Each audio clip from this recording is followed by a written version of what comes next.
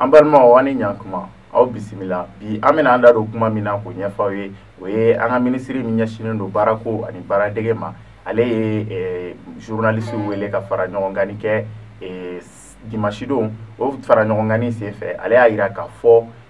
an ka jamanakuntigi a sigitɔ an kunna a ye layidu min ta an ye k'a bɛ 200 000 emplois créer k'o d'an ma n'o ye baara 200,000 ye ko o 200 000 emplois ko o objectif ko atteindre n'o kɔrɔ ye ko o baara 200,000 ko o créera ale kɔni y'a jira k'a fɔ ko o baara ninnu ko créera a y'a jira k'a fɔ a ye fɛn dɔw fɔ a tila k'a fɔ ko prévu bɛ sɔrɔ yɔrɔ minnu na a yɔrɔ dɔw fɔ ko prévu bɛ sɔrɔ yen nɔ an kɔni an ka wulikajɔ sera o yɔrɔ ninnu na yaasa an bɛ se ka prévu ninnu sɔrɔ cogoya min na an ma prévu ninnu kɔni sɔrɔ o fana tɛmɛnen kɔ ka bɔ yen nɔ min b'a jira k'a fɔ an ka minisiri a ye kuma min fɔ o tɛ kuma ye kuma min ye tiɲɛ kuma ye o ye k'a jira k'a fɔ salon ko yanni ale ka na minisiriya la minisiri min tun bɛ yen nɔ en salon juillet kalo la o minisiri o n'a ka mɔgɔw y'a jira a ka kɛrɛnkɛrɛnnenya la APJ directeur Cissé ale y'a jira k'a fɔ juillet 2016 kɔnɔna na ka daminɛ président kuntigi jamanakuntigi sigili la ka se juillet 2016 ma ko 121 000 emplois ko o de créera donc a ka daminɛ juillet 2016 la ka na se juillet 2017 ma donc a b'a jira k'a fɔ nin baara tɔ in bɛɛ créera o wagati de kɔnɔ an kɔni bɛ fɛ k'a dɔn baara ninnu minisiri ko baara minnu créera u créera yɔrɔ minnu na u créera domaine minnu na prévu minnu b'a bolo a la a ko prévu a k'olu jira an na sinon a yɔrɔ fɔlɔ minnu fɔ ko prévu kɔni bɛ sɔrɔ yen nɔ olu kɔni ma jaabi di anw ka ɲininkaliw la ayiwa o fana tɛmɛnen kɔ ka bɔ yen nɔ nin baarako in n'i y'a ta k'a jateminɛ k'a lajɛ olu kɔni bɛ k'a fɔ ko baara dira baara dafara min fɔra o dafara baara dira fan min fɛ u k'o fɔ baara dira mɔgɔ minnu ma u k'olu fɔ n'i y'a ta k'a lajɛ APJ kelen kelen APJ ye mɔgɔw fara ɲɔgɔn kan ka daminɛ 2016 la APJ ye mɔgɔw fara ɲɔgɔn kan k'u dege entreprise création ani a labaarali cogoya k'olu mɔgɔ ninnu dege o formation na ka tila ka layidu ta u ye ko u b'u dɛmɛ u ka entreprise créer u yɛrɛ ye yaasa u bɛ se ka bɔ chômage kɔnɔna la cogoya min na olu kɔni farala ɲɔgɔn kan ka kɛ association ye olu ka association bɛ yen nɔ olu ko ko olu ma financement sɔrɔ hali sini ko wa olu b'u ka so o fana tɛmɛnen kɔ ka bɔ yen nɔ aviculture u ye dɔw fana ta k'olu former o fana la a camanba minnu tilala FSJP ni fɛnw na minnu ka baarako gɛlɛyalen don k'u bɛ na olu fana olu dɛmɛ yaasa olu bɛ se ka baara k'u yɛrɛ ye ka se k'u yɛrɛ bɔ nin ko in na cogoya min na olu fana farala ɲɔgɔn kan ka association belebeleba dɔ créer o association fana ko olu bɛ k'u ka dɛmɛ kɔnɔ dɛmɛ min b'a to olu bɛ se k'u ka baara kɛ u yɛrɛ ye cogoya min na n ye nin bɛɛ ta ka lajɛ minisiri kɔni ko baara créera ni mɔgɔ ninnu kɔni bɛ ka nin min jira olu kɔni b'a jira k'a fɔ olu ye malidenw ye olu ye fasodenw ye o fana tɛmɛnen kɔ ka bɔ yen nɔ salon ko jɛkuluba dɔ wulila an fɛ yan nɔ a ye association baden fara ɲɔgɔn kan u b'a fɔ a ma ko collectif biton ale fana ye mɔgɔ 60 000 personnes ale y'o de enregistré a ka site kan n'u ka siège la olu y'a jira k'a fɔ o 60 000 personnes u bɛɛ ye maliyɛn de ye u bɛɛ ye école den de ye minnu tilala kalan na ani minnu ma chance sɔrɔ ka taga école la olu kɔni y'a jira k'a fɔ baara ti olu bolo olu bɛ yan baara t'u la minnu tilala école la olu y'a essayé k'olu dɛmɛ cogo dɔw la yaasa min bɛ se ka bolominɛyɔrɔ sɔrɔ cogoya min na mais halisa olu ko olu ka o 60 000 personnes na ko hali 1000 personnes ma b'o la k'o ye baara sɔrɔ o tuma minisiri ka baara ninnu minisiri ko baara minnu créera u créera min u créera jɔnniw ye o tuma maliyɛnw tɛ wa o fana tɛmɛnen kɔ ka bɔ yen nɔ n'i y'o ta k'a lajɛ an ka jɛkulu wɛrɛ fana bɛ yen nɔ ko collectif des candidats au recrutement de l'INPS olu fana kɛra maaba caman ye ka fara ɲɔgɔn kan ka taa depuis 2015 INPS ye avis lancé ko a bɛna mɔgɔ ta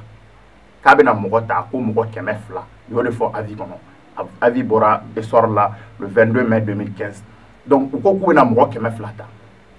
mɔgɔw taara mɔgɔ min taara a ka dossier déposé a ka ca ni mɔgɔ waaw ye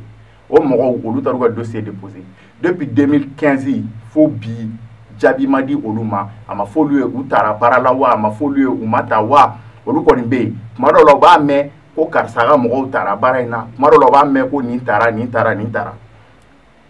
fo ɲina 2017 kɔnɔna na u ye mɔgɔ damadamani wele minnu postulela o candidature in na u ye mɔgɔ damadamani wele ka taga n'olu ye ka taga olu yɛrɛ formation daminɛ nin kalo in tile 10 olu ye formation daminɛ ko u bɛ mite ka taga INPS ka bolofaraw la utu kalo kɔnɔna na o mɔgɔ minnu welela ka taga n'i ye o mɔgɔ ninnu ta k'u lajɛ mɔgɔ in tila bɛɛ i bɛ taa sɔrɔ mɔgɔ in fɛn o fɛn welela a bɛɛ an ka ɲɛmɔgɔw ka mɔgɔ dilenw ɲɛmɔgɔw ka mɔgɔ jukɔrɔma tintinw ka tila bɛɛ o ye an tɛna mɔgɔ tɔgɔ fɔ mais an bɛ fɛnw f'aw ye min na aw b'a dɔn an bɛ ka kuma min fɔ kuma in tɛ nkalon ye par exemple mɔgɔ minnu taara o la minnu bɛ ka former minnu bɛna tɛ utu kalo la i bɛ taa jateminɛ INPS ka bolofara min bɛ commune na min bɛ yen k'a bɛ commune 6nan na o INPS o chef de centre o muso o b'o la a den o fana b'o la ale kelen muso n'a den b'a la o fana tɛmɛnen kɔ ka bɔ yen nɔ an ka député dɔ bɛ yen Masigi député a bɛ assemblée kɔnɔ o fana min y'o ka directeur de campagne ye Masigi yen nɔ o denkɛ o député kɛ in fana ye ko bɛɛ kɛ pour que o denkɛ in bɛ don a la o denkɛ fana o bɛ mɔgɔ ninnu na mɔgɔ minnu taara ayiwa n'i ye nin bɛɛ ta ka jateminɛ nin bɛɛ kɔni ye ko ye ko min ni a tɔgɔ filɛ nin ka bɔ n kɔnɔ ni nin ministre ye min fɔ n'olu tɛ taa sira kelen fɛ ayiwa an kɔni an bɛ ka ministre ɲininka an bɛ ka ministre kɔnɔ an bɛ ka ministre lamɛn preuve minnu b'a bolo n'olu ye sɛbɛnw ye a k'olu yira mɔgɔw la ou bien a k'olu sɔrɔ yɔrɔ fɔ mɔgɔw ye u bɛ se ka sɔrɔ yɔrɔ min an ka ta k'a lajɛ 200 000 emplois a créera yɔrɔ min na an yɛrɛ k'a daminɛ ni jamanakuntigi sigili la fo kana se bi ma mɔgɔ taba min kɛra minnu kɛra o kɛra armée la ani fonction publique la mɔgɔ minnu taara olu la o mɔgɔw u dadɔnnen don wa fɛn tɛna se ka fara o kan o kɔfɛ n'u ye mɔgɔ wɛrɛ min ta yɔrɔ wɛrɛ min na u ko o fɔ an ye ministre k'o fɔ an ye k'olu ka papiyew yira an na papiye min b'a yira k'a fɔ ko an ye baara créer ninnu ye min ye secteur privé an b'a ladɔnniya k'a fɔ Mali tɛ se k'a ka secteur privé mɔgɔ min bɛ baara la secteur privé la Mali t'a da dɔn an ka jamana ministre so t'a da dɔn baara ministre so t'a da dɔn mɔgɔ si tɛ yen min bɛ secteur privé baarakɛla da dɔn Mali yɛrɛ ministre min ɲɛsinnen don baarako ministre ma o tɛ chômeur da dɔn ka sabula chômeur olu bɛ chômeur ta mɔgɔ min ye chômeur ye mɔgɔ min mana taga ka taga i enregistrer ANPE ka site kan olu bolo o de ye chômeur ye mɔgɔ joli bɛ Mali la école joli bɛ yen n'o b'a dɔn ko n'i tilala école la n'i ka diplôme sɔrɔ k'i kan ka taga i enregistrer ANPE ka site kan k'a yira k'i ye chômeur ye o mɔgɔ ka dɔgɔ ne yɛrɛ kɔni tun t'a dɔn bon o fana ye fɛn ye ko min b'a yira k'a fɔ ministre tɛ ka communiquer ko min b'a yira k'a fɔ données foyi tɛ yen sɛbɛn foyi tɛ yen jate sɛbɛn foyi tɛ yen min b'a yira k'a fɔ Mali la ni mɔgɔ hakɛ de bɛ yen min tɛ baara la Mali la ni mɔgɔ hakɛ de bɛ yen min bɛ baara la Mali la ni mɔgɔ hakɛ de bɛ yen min bɛ baara ɲini na o sɛbɛn foyi tɛ Mali bolo Mali la mɔgɔ min bɛ tila kalan na san o san a ka ca ni 200 000 ye 200 000 min n'o layiru taara an ye san 5 n'u bɛ k'a tugu k'a bari cogo bɛɛ la k'a yira k'a fɔ ko u y'o créer k'a sɔrɔ Ala b'a dɔn kira b'a dɔn maliyɛnw b'a dɔn ko baara in ma créer ni mɔgɔ min ko baara in créera nin tɛ kɔnɔdimi ye ɲɛdimi de don a créera nin yɔrɔ la a sɛbɛn filɛ a filɛ nin kuma t'o la sɔsɔli t'o la ni ye sɔsɔli gannen c'est que dɔ ta tɛ tiɲɛ donc nin ko kɔni an sigilen don ka ministre n'a ka ministère mɔgɔw kɔnɔ ayiwa ni u bɛ se ka sɛbɛn min yira an na preuve min yira an na k'a fɔ ko nin baara in créera u k'o yira an na ayiwa an balimaw bi kuma min b'an bolo k'a fɔ aw ye o de ye nin aw ni ce aw ka kulomajɔ la